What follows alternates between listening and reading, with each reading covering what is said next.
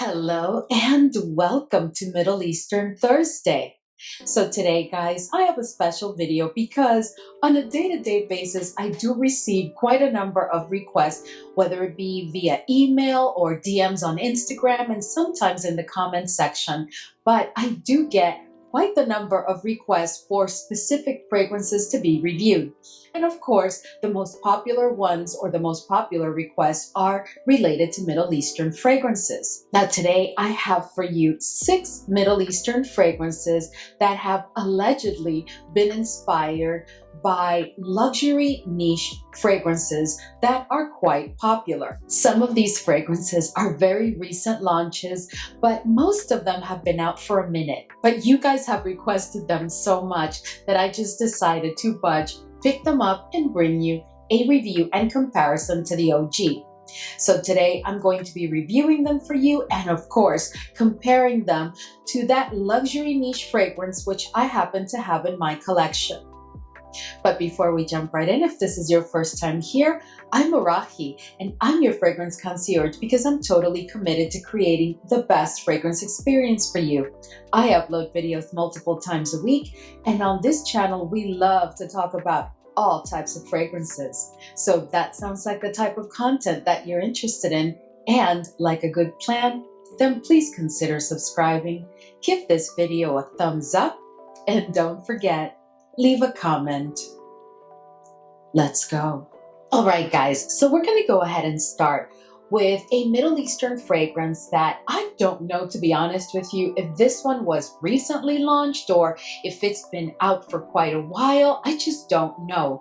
And what I do know is that when I saw it, I can't remember at what retailer, but when I saw it and then I did some research and I realized that it was apparently, allegedly inspired by Kayali's Vanilla 28, the curiosity beat me and I just had to pick it up. So today I'm going to talk to you about Grandeur Tempt Blanc. And of course, the fragrance that it is allegedly inspired by is Kayali's Vanilla 28. So no matter where I look, guys, I could not find the notes of Tempt Blanc. So if this is a fragrance that you own and you know what the notes are, if you could so kindly share them with me because I'm still curious. But what I can tell you is that Tempt Blanc compared to Vanilla 28 is a bit airier. It may be that this one needs to sit a bit longer, but what I can tell you is that I am not very impressed with this fragrance. I think that I am going to stick to my Vanilla 28 when it comes to this one. So both fragrances, as in Tempt Blanc and Vanilla 28, do open quite airy. But the difference that I'm finding is that Vanilla 28 intensifies a bit more and more and more as it approaches the dry down. And at the dry down, you are going to get a very specific vanilla scent that, while smooth, is really beautiful, but it is definitely present. I'm not finding that with Tempt Blanc. Now keep in mind that I have had this one for, I would say, about a month now. So it has had a chance to sit, and I did do that on purpose because I felt like I needed to give it time to settle and to start the maceration process before really comparing it to Vanilla 28. But at that, I can tell you that I'm still not impressed with it. Like, I'm just, while it does smell similar to Vanilla 28, I'm not getting all of the oomph that I pick up from Vanilla 28. As it relates to the scent profile, again, this is to me truly the Vanilla 28 scent profile, and I do believe that it was designed to be similar or to give you a similar vibe or a slight twist on Vanilla 28. Could this after maceration be more close to what we get from Vanilla 28? Probably. But I'm just saying that as of right now, guys, and I've really tried, I am just not finding Vanilla 28 completely in this fragrance. I am picking up on different nuances, and at the end, it does smell very, very similar to Vanilla 28, but it's really not giving me that fragrance. And I'm also a bit disappointed with the performance of this fragrance. It just doesn't perform well at all because it gives me maximum 4 hours. all in all, guys, this is just not a fragrance that I would recommend at this time. You know, maybe after it has the opportunity to sit, it will be better. If you have this fragrance, can you please let me know if you had to let it sit and for how long, and how do you feel about it? All right, guys, so while I'm wiping the next fragrances, so the next fragrance that I want to share with you is also from Grandeur, and this one is Tempt Scarlet. Now, you can tell by the bottle, Tempt Scarlet is allegedly inspired by Kayali's Eden Juicy Apple. And this is a fragrance that I absolutely love. I think this is my second or third. Well, anyway, I think this is my second bottle. It's definitely not my first bottle. And this is a fragrance that I not only like to use on its own, but I also like to layer with it. But let's talk about Tempt Scarlet and how it compares.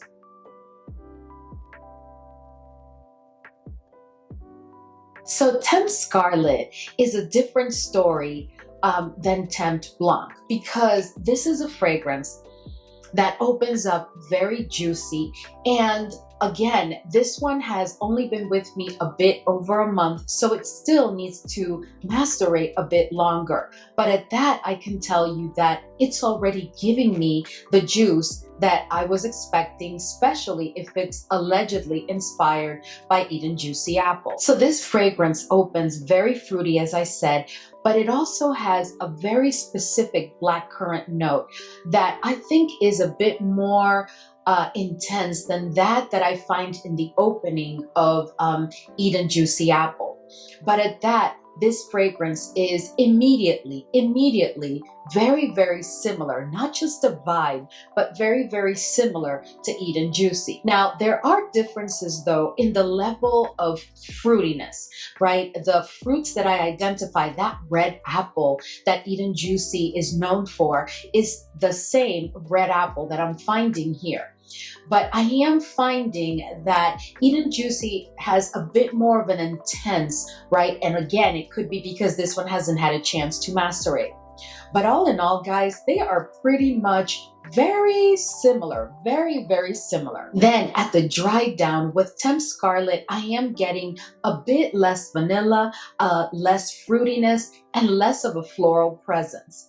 But honestly, I really think, guys, that it's because this fragrance, again, may be one of those that needs to sit for several months before it blooms, because I am picking up a scent that will a bit faint or weaker than that I get from Eden Juicy. It is very, very reminiscent of Eden Juicy. So I just have a very strong feeling that following maceration, you know, you may be very happy with this fragrance. I do plan to circle back with you on both Tempt Blanc and of course on Tempt Scarlet once the fragrances have had a chance to sit in my collection for a while, because I just feel like I wasn't really able to make the fragrance justice. Now, when it comes to Tempt Blanc, guys, I was thoroughly unimpressed.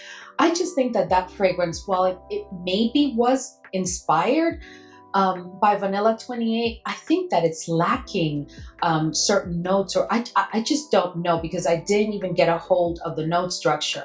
But when it comes to Tempt Scarlet, I can tell you that I am pretty positive that once it has a chance to sit, you may get more of Eden Juicy Apple. But all in all, guys, I still prefer my OG when it comes to these two fragrances. And if I have to be honest with you, I am not comfortable recommending that you pick up one of these two fragrances at this point. At least allow me to let them sit for a while, retest, and circle back with you if you are really interested in these two. All right, guys, so next I have for you a Paris Corner fragrance. Oh, and by the way, none of the fragrances that I'm discussing with you today have been sent in PR. But this next one, guys, is supposed to be inspired by Maison Crivelli's Oud Maracuja. And I'm speaking about Paris Corner Hurriya. And look at this bottle, guys. Just a beautiful, beautiful bottle. But so this is Hurriya. And of course, I have my Oud Maracuja. So let's talk about these two.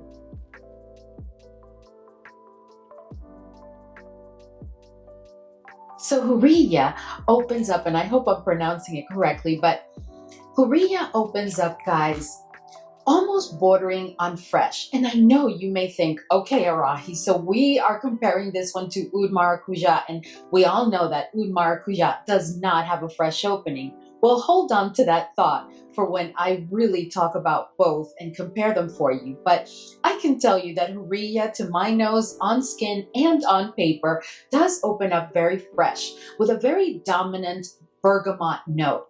Now, that freshness does set itself to the side without disappearing completely, and it gives way to fruity notes, to all the other fruity notes.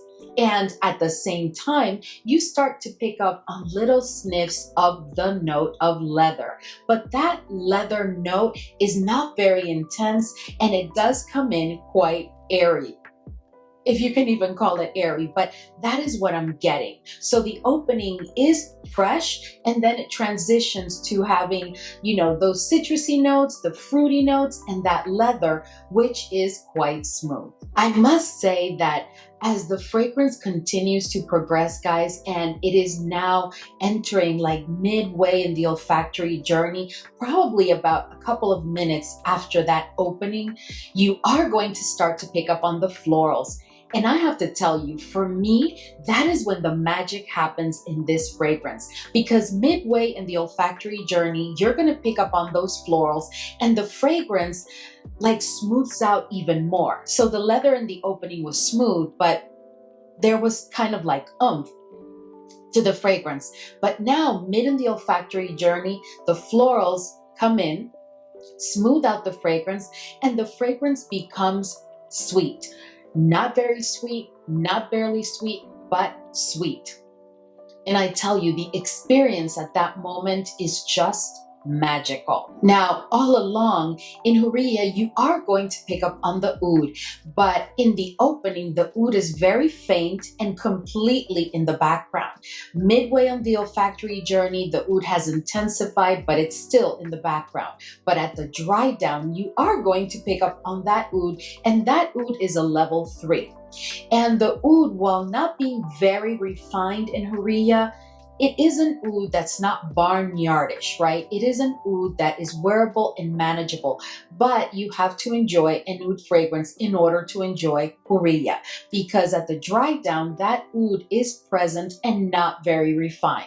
So in addition to those florals, the fruity notes, that very, very smooth leather, which is now almost faint, and that very present oud, you are also going to find at the dry down that this is a musky fragrance. And we'll talk more about the musk level in a minute. I think that Hurriya, differing, and I'm going to talk more details around how it compares to Oud Maracuja, because there are differences. Now, when it comes to the best seasons to wear this fragrance, I think that you could actually wear this fragrance during the spring. I actually think this is quite perfect for spring, for fall, and for winter. Now, when it comes to Oud Maracuja, guys, that is not a fragrance that I would pull during the spring necessarily. Maybe at the beginning of the spring when the days are still cool, but Oud Maracuja for me is primarily a fall and winter fragrance, because it is a very, very intense fragrance where all of the notes seem to be the star of the show. Now, when it comes to Hurriya, there is an inherent smoothness and airiness compared to Oud Maracuja that allows you to be able to wear it in the spring. But this is not one that at least I would ever pull during the summer season. But spring, fall, and winter would work. I also think that this is best suited for the ages of 25 plus, and can tell you that I know this one needs to sit, but this is a fragrance that right now is performing very, very well, because it's giving me a full day wear exceeding the 8-hour mark. It is giving me a strong projection and a moderate sillage. This is also a fragrance that, much like Oud Maracuja, will get you compliments. To me, this is also a unisex fragrance, truly no lean to the feminine or to the masculine side. So when I talk about the smoothness of this one compared to Oud Maracuja, please keep in mind that this one is definitely one that I see a gentleman or a lady wearing without a problem. Truly a unisex fragrance. I also think that this is a fragrance that, while it has a musk level of 3, where 1 would be the least that you would pick up on that musk and 5 the most, this is definitely a level 3. And although it is paired with an oud that is not very refined, as I said before, it's also not a barnyard oud. So the musk has the ability to not pick up that animalic quality that sometimes, when combined with oud, definitely becomes a part of the fragrance. To me, the musk here is not smooth. It is present. It's a level 3. You are going to pick up on it, but it's not one that will give you those animalic touches. All right, guys, so now let's do a little bit of comparing here. So when it comes to Oud Maracuja, guys, I told you that in Hurriya, it opens up fresh, right? But in Oud Maracuja, it opens up very spicy. The oud is present immediately, and the oud in the opening, contrary to what you will find in Hurriya, is immediately a level 3. This is a no-joke oud fragrance. Oud Maracuja is for the oud lovers. It's a very sophisticated, very refined oud. It is not barnyardish at all, but at the end of the day, it is a very oud dominant fragrance. What I also love about the opening of Oud Maracuja that I do not find in Hurriya is the note of passion fruit. And that passion fruit in the opening pairs with the oud, letting us know that the passion fruit among the fruity notes will be the star in this fragrance. But of course, the oud is the main character. As I said before, Hurriya is a fragrance that I think you can use during the spring, during the fall, during the winter. But Oud Maracuja is a very, very intense fragrance, guys. Really, for me, designed for cooler weather, cold weather. So for me, this is a fall and winter fragrance, unless you have a spring day that is unusually very, very cold. But Oud Maracuja is a very, very intense fragrance that is not airy. It's very dense and it's very intense. I can't stress that enough. But Hurriya takes, in my opinion, Oud Maracuja and has a twist to it, bringing it to be a bit airier. But all in all, guys, these two fragrances are about 85% the same to me. And I'd just be curious to see what happens with Hurriya as it has the opportunity to sit. Is it going to lose part of that airiness, right? Because that could happen. Anyway, I will circle back in the future with one of those after maceration updates and include Hurriya. But for right now, I love these both. And to me, Oud Maracuja is Oud Maracuja, and it has a place in my collection that no other fragrance has been able to fill, because when it comes to Maison Crivelli fragrances, guys, it's just very difficult. It's just very, very difficult. But Hurriya is a lovely, lovely fragrance that to me is a twist on Oud Maracuja, and the similarities between both is about 85%. All right, guys, so this next fragrance that I have for you, and of course I'm wiping my little fingerprints off of it, is a fragrance that when I first heard of this fragrance, and most specifically heard about what it was allegedly inspired by, I knew that I had to pick it up, because the fragrance that it was allegedly inspired by is one of my favorites, and from my favorite fragrance house, which you know is Xerjoff. So yes, I am speaking about Emir, Voux, and this one is Zingy. Now, Zingy, as I said before, is supposed to be inspired by a fragrance from Xerjoff called Torino 21. Now, Torino 21, guys, is part of a collection of fragrances that are launched every year to commemorate the partnership between Xerjoff and the tennis championship of some sort, right? Now, we have a Torino 21, a 22, a 23, a 24. Torino 21, guys, is by far the favorite of us Xerjoff collectors, for sure.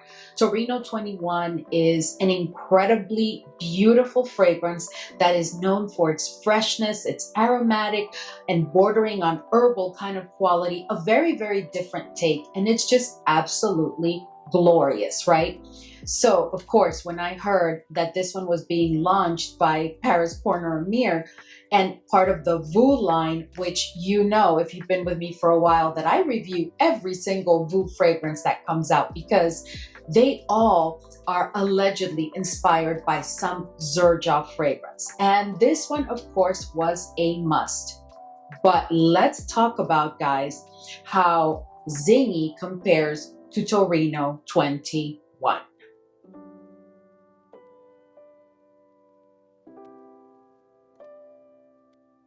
All right, guys, so let me start by saying that there are a group of notes that have not been disclosed for Zingy that I know are here because I'm picking up on them clearly. And I promise you that even if you're not used to sniffing fragrances looking for the notes, you are going to pick up on some of these notes. And let's start with the most obvious one, which is the mint note.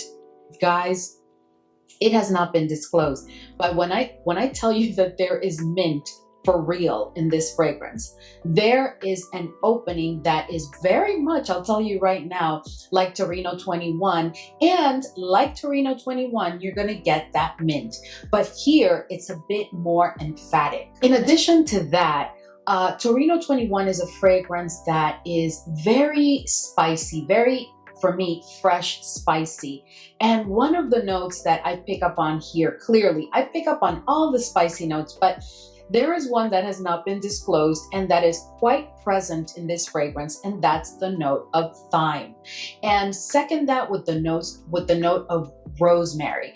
But that thyme, guys, oh my goodness, it's here, but it has not been disclosed. And last but not least, another note that was not disclosed, but that is definitely in here, is the note of jasmine. Is it dominant? No, it actually sits in the background in part of the olfactory journey, and that dry down, it is in the background in like some florals. But the jasmine is definitely one that pops up to my nose, and it has not been disclosed. So I want you to know that those notes are present in case you looked at the notes and you're thinking, oh, I'm gonna like this fragrance. Well, you need to know that those notes are present, and with the exception of the jasmine, they are dominant at one part of or the other of the olfactory journey. So Zingy, guys, is a highly aromatic fragrance. Highly aromatic fragrance that opens up to my nose fresh, spicy, with a very dominant note of basil. As the journey continues, almost immediately in that opening, you're gonna pick up on the note of mint, which is what just hit me immediately. I sniffed it, I picked up on that basil, and the mint immediately went up through my nose. And I will tell you right now that this one is one that I picked it up, and I picked it up when it was first launched, and it's been here probably about 2 weeks or 3 weeks. But guys, this fragrance performed immediately. So I guess maceration is not required, but we'll talk more about that. As we enter midway in the olfactory journey, or as you're about to enter it, you're going to start to pick up on like a citrusy quality to this fragrance. And I have to tell you that the note of blood orange is one that I clearly pick up. For a minute, and I had to retest it, but for a minute I thought that maybe it was bergamot, but no, guys, for me it is definitely blood orange. And it almost gives the fragrance not just a citrusy vibe, but it's also like a zesty accord. And I have to tell you that that is one that I do not find in Torino 21 whatsoever. At the dry down, guys, you're going to get a fresh, spicy, very aromatic, with a touch of greenness, herbal scent. That is what you're going to get from Zingy. And while that may sound kind of like intimidating or like something that you may not like, I have to tell you, this smells incredible. Absolutely. But you do have to appreciate an aromatic herbal fragrance, because that's really what this is. This to me is truly a unisex fragrance, and it does not lean in any direction. I also think that this is a fragrance, much like Torino 21, that is perfect for spring and summer. This is not one that I would pull during the fall or during the winter seasons whatsoever. But this is also a fragrance that I think that you can use for any occasion, but more during the day than nighttime. This is not a fragrance that I would use for any evening or nighttime occasion. To me, this is definitely a daytime fragrance, but at that, you can use it for any occasion. This fragrance has no oud, and it's giving me like a level 2 musk. The musk is not one that is really, you know, while it's there and I do pick up on it, it's kind of like faint. It's just there to like give the fragrance some foundation. But other than that, the musk is not a star in this fragrance whatsoever, because that herbal and spicy quality, making the fragrance very aromatic, is what is dominant in this scent profile. In addition to that, and as I was starting to say before, this is a fragrance that really hasn't had a chance to macerate, and it's bordering on beast because it's giving me 8+ hours without having to overspray, with a very strong projection of over 2 hours.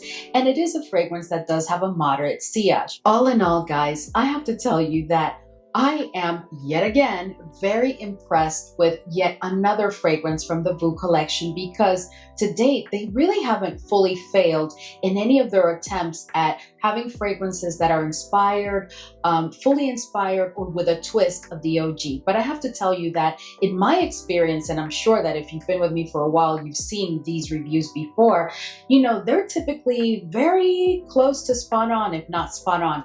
And in this instance, I can tell you that these two right now, without this one having a chance to sit, they're together giving me like 90% similar. Definitely, when you sniff this fragrance, if you own or if you've tried Torino 21, you're immediately going to think of Torino 21. So those are my thoughts. Please let us know, have you tried Zingy? Are you a Torino 21 fan? Have you had a chance to compare them? What are your thoughts? And if you don't have both, how do you feel about Zingy? Is this a fragrance that you really enjoy? I definitely think that if you are into an herbal and very aromatic fragrance with quite a bit of spiciness, then you are going to absolutely love this fragrance. Oh, guys, these next two are two that I have not been looking forward to doing this comparison, because it pains my heart.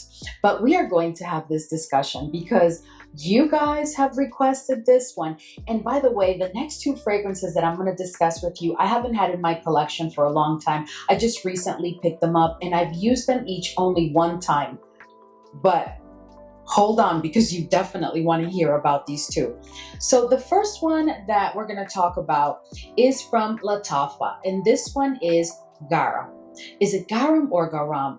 You know, guys, I'm sorry if I'm mispronouncing it. I think it's Gharam, or yeah, Gharam. But anyway, and allegedly, this one was inspired by one of my favorite fragrances, and this one is from Bulgari, and this one is Baciami.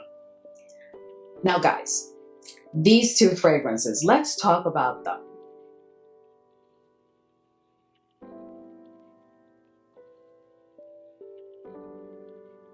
So Gharam, guys, is a fragrance that opens up very fruity with a very present pear note. And that note is pretty dominant until the pineapple shows up. And then together, they play very nicely, creating a very fruity opening where you're still going to get the pear more than the pineapple, but the pineapple is definitely present. Then almost immediately, you are going to start to pick up sniffs of a floral bouquet. But it is very, very clear to my nose that the star of that floral bouquet is the gardenia. So this is a fragrance that you must enjoy to a certain extent, the gardenia note, because if not, you're not going to get past that opening, because the gardenia is definitely present. But it's not dominant throughout the entire olfactory journey, nor at dry down, nor during the wear of the fragrance. It's just as the fragrance opens. So as you approach midway in the olfactory journey, guys, is when you're really going to start to feel that this fragrance may truly have been inspired by Bulgari's Baciami, because this is a fragrance that midway in the olfactory journey, guys, becomes very ambery with a certain degree of woodiness, and at the base it has a musk that appears. And that musk, we're going to talk more about the level of the musk. It's not an animalic musk in any way. It's a very smooth, very pleasant, very nicely done But I tell you, midway in the olfactory journey is when I thought to myself, uh-oh, we're in trouble, because this is smelling quite like Baciami. At the dry down, guys, you are going to get the most beautiful, ambery, floral, fruity, creamy, and sweet kind of fragrance on a backdrop of a musk that is a level 3. So this is truly a musk-based fragrance. But much like in Baciami, what I love is that amber quality is also quite present. So to me, Gharam, guys, is truly a feminine fragrance. Do I see a gentleman wearing this fragrance?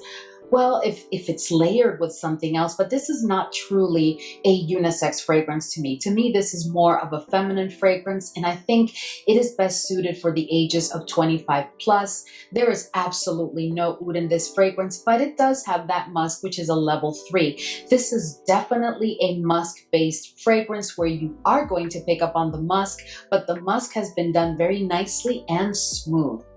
At that, this fragrance, I just received it recently, and I really haven't had it sit in my collection for months, but I can tell you that it immediately performed, because it is giving me a full day wear with a moderate projection and a moderate sillage.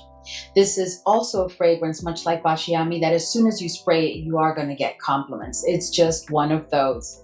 I think this is appropriate for all seasons, and you can use it for any occasion, day and night. All right, guys, so now for the part that some of you have been waiting for. So when it comes to these two fragrances, I can tell you that to me, Gharam is very, very close to Baciami, but are they exactly the same? They are not exactly the same. And I don't think that in this case, it's a case of Gharam needing to sit or macerate for a while. No, I really am pretty confident that these two will continue to have these differences. They are not very small differences, but they're not very large either, because in the end, these two are quite similar. But let's start talking about the differences. So let's start with the florals. So when it comes to the florals, as I said when I was talking about Gharam, you know, the gardenia does take a very dominant moment, let's call it, within the olfactory journey. In Baciami, you are going to find a floral bouquet where the gardenia is in the lead, but that's not a moment. No, that is something that as soon as it appears, it will be there at the dry down and throughout the wear of the fragrance, because at the end of the day, Baciami does have a very strong role, not necessarily dominant, but a very strong role for its florals. I do not find that in Gharam. Does Gharam have florals? Yes, but to the level of intensity and in the same way that it's been done in Baciami, no. One of the biggest differences that I find between these two fragrances is that in Baciami, you are going to have a lactonic quality to the fragrance. Is it a lactonic or very lactonic fragrance? No, it's not, but it is a tad lactonic. And in Gharam, I do not find that at all. I do not find this fragrance to be lactonic in any way. The last, and also one of the most important differences between these two, because it does set them apart, is the fact that while Baciami is more of like an ambery fragrance, definitely ambery fragrance, I don't pick up musk in Baciami at all. But I am definitely telling you that this is a musk-based fragrance, and while it does have ambery nuances to it within the olfactory journey, that ambery quality is nowhere near the level of intensity that you get in Baciami. And that right there really makes for a very different experience. All in all, do these fragrances smell very similar? Yes, they do. But I think that these two are similar to the tune of like 60%. At the most. So to me, they're not the same, but maybe Gharam was designed to be inspired by Baciami, or more of a twist. But all in all, I will tell you guys that I am very impressed with Gharam. This is a beautiful, beautiful fragrance that has been done in a very, very nice way by Lattafa. All right, guys, so the last fragrance that I have for you is the one that I've received the most requests for a review. Okay, and I had decided that I was not going to pick it up because it's supposed to be inspired by a fragrance that not only do I love it, but it's like, I already have 2 bottles of it because it came out and then almost like a year later, if not 9 months later, there was a flanker. And of course, you guys know that I'm talking about Burberry Goddess. And the fragrance that I want to talk to you about now is Lattafa Angham. And I hope that I'm pronouncing it correctly, Angham or Angham. But anyway, guys, so let's talk about how these two fragrances compare.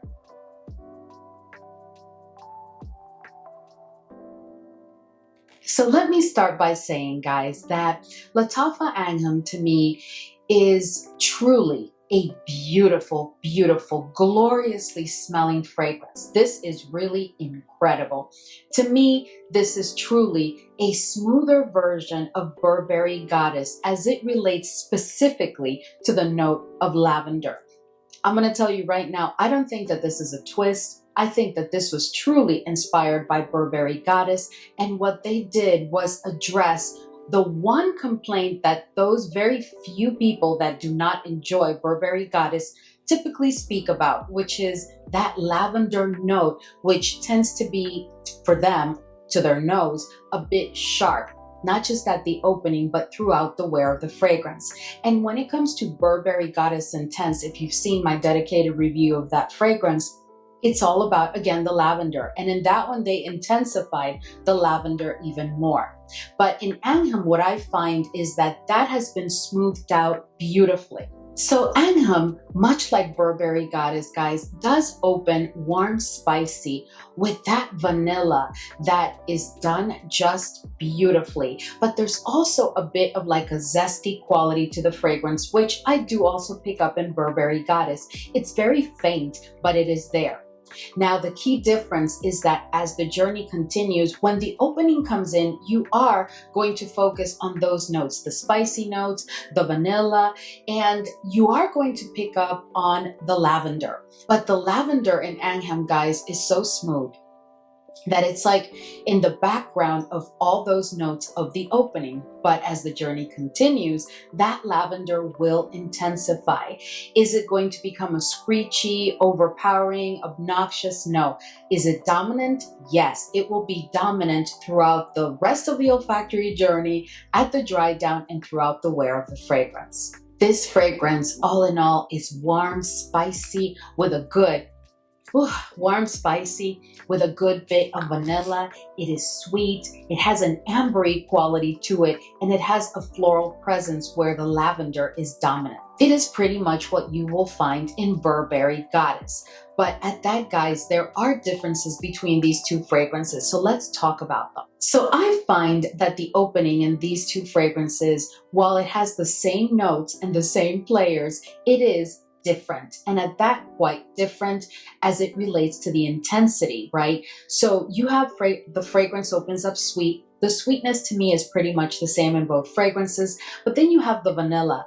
I find that the intensity of the vanilla in Burberry Goddess is higher than that you find in Angham. And then I also find that the lavender comes in the opening much faster than it does in Angham, and when it does, it is super intense to the point of being a bit sharp to some noses. Another key difference related to that lavender, because that is the main difference between these two, is that while after the lavender appears in Angham, still as part of the opening, and then it intensifies by midway in the olfactory journey, once it hits a certain level of intensity, it remains that way, at the dry down and throughout the wear of the fragrance. When it comes to Burberry Goddess, the lavender will continue to intensify until the dry down.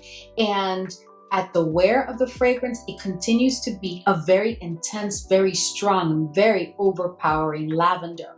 The lavender in Angham settles into the blend and just plays very nicely with all the other notes, making it a smoother fragrance as it relates to the lavender. There's also a difference in the level of amberiness of these fragrances, because I find Burberry Goddess to be a bit more intense as it relates to that ambery accord versus Angham. Angham is a fragrance, guys, that much like Burberry Goddess, I think is perfectly suited for all seasons, all occasions, day and night. Is this a fragrance that I would wear to the gym or to exercise or something like that? No, because for that I prefer, you know, like a smooth musk or a very, very light kind of fragrance, right? And this is a powerhouse, which we'll talk about in a minute.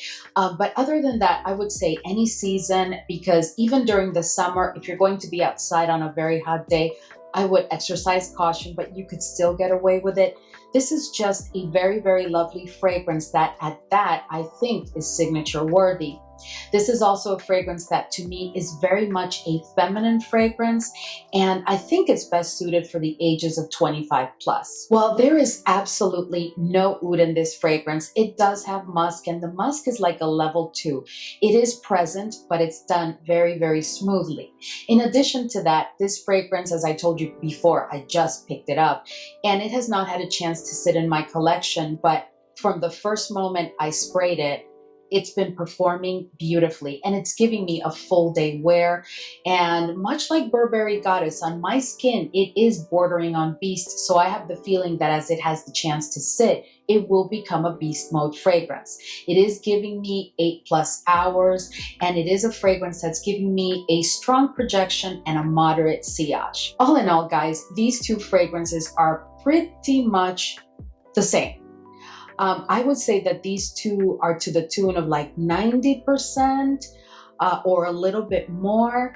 And it's primarily because, again, of the lavender note. But other than that, these are so, so similar.